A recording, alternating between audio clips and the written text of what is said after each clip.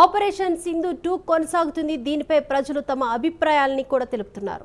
భారతదేశ రక్షణ శాఖకు కేటాయించిన నిధుల్లో 10% పాకిస్తాన్ దేశ బడ్జెట్ ఉంటుందన్నారు. మేకపోతు గాంభీర్యం ప్రదర్శించడం తప్ప పాకిస్తాన్లో పసలేదన్నారు. యుద్ధానికి సిద్ధమంటూనే పాకిస్తాన్ ఆర్మీ భయపడుతుందన్నారు.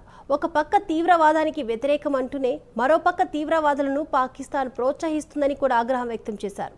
అనుమతిస్తే తాము కూడా యుద్ధంలో పాల్గొంటామని కూడా ఆయన అన్నారు.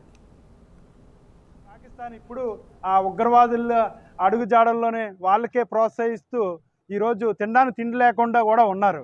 వాళ్ళు అప్పు పుడితేనే కానీ వాళ్ళ దేశాన్ని పరిపాలించే విధంగా ఉంది.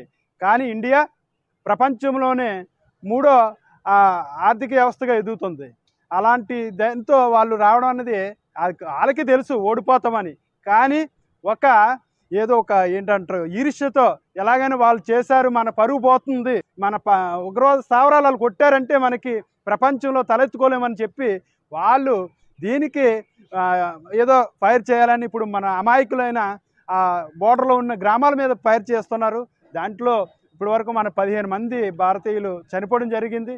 కానీ మనం చేసిన ఉగ్రవాద స్థావరాల పైన ఇందులో సుమారు 100 మంది పైన చనిపోయారు.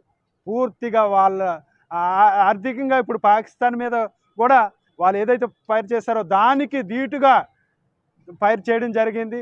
వాళ్ళు ఇంకా దీంతో ఇంకా వాళ్ళు కిందకి వెళ్ళిపోతారు. ఆల్రెడీ వాళ్ళ అజ్ఞాతంలోకి వెళ్ళిపోయారు వాళ్ళ నాయకులు కానీ అందరూ కూడా. ఇప్పుడు వాళ్ళు పాకిస్తాన్లో సాక్షాత్తు వాళ్ళ ఎంపీలే ఇండియాతో పెట్టుకోవద్దు, మనం మట్టి కొట్టుకుపోతామని చెప్పి వేడుస్తున్నారు ఒక్కొక్కరు. నరేంద్ర మోదీ గారు డైరెక్ట్గా ఆర్మీకి ఆపరేషన్స్ వదిలేశారు. అంటే స్ట్రాటజిక్ ప్లానింగ్ అంతా కూడా మన ఇండియన్ ఆర్మీ తీసుకుంటుంది. అనిల్ చౌహాన్ గారు మొత్తం ఇనిషియేట్ చేస్తున్నారు. సో ఆపరేషన్ సింధూర్లోని పాకిస్తాన్కి అర్థమైంది ఏంటంటే ఇండియా తలుచుకుంటే పాకిస్తాన్ మ్యాప్లో లేకుండా అయిపోయింది. ఆల్రెడీ పాక్లోని ఎయిర్ డిఫెన్స్ సిస్టమ్ కానీ రాడార్ సిస్టమ్ కానీ ఫుల్ డిస్ట్రాయ్ చేశారు. కరాచీ కానీ రావల్పిండి కానీ మెయిన్ ఏరియాస్లోని మన ఇండియన్ ఎయిర్ కానీ నేవల్ కానీ వెళ్ళి ధీటుగా సమాధానం ఇచ్చింది.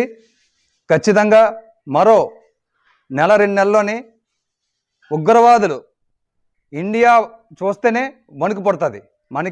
మన డిఫెన్స్ సిస్టమ్ చాలా స్ట్రాంగ్. S-400 ఎలాంటి మిజైల్స్ అని డిస్ట్రాయ్ చేస్తుంది.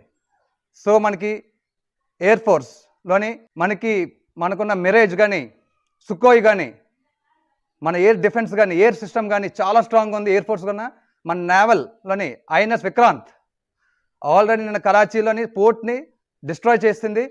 సో ఖచ్చితంగా మాతా పిత గురు దైవం, దాని తర్వాత soldier.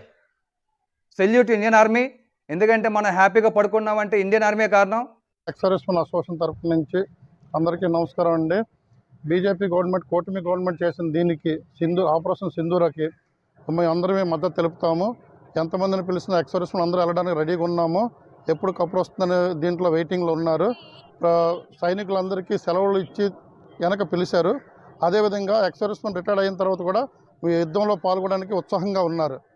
Sindoor operation, Kargil operation ఎలాగైతే సక్సెస్ అయిందో అదేవిధంగా సింధూర్ ఆపరేషన్ కూడా సక్సెస్ చేయాలని చేస్తామని కూడా మేము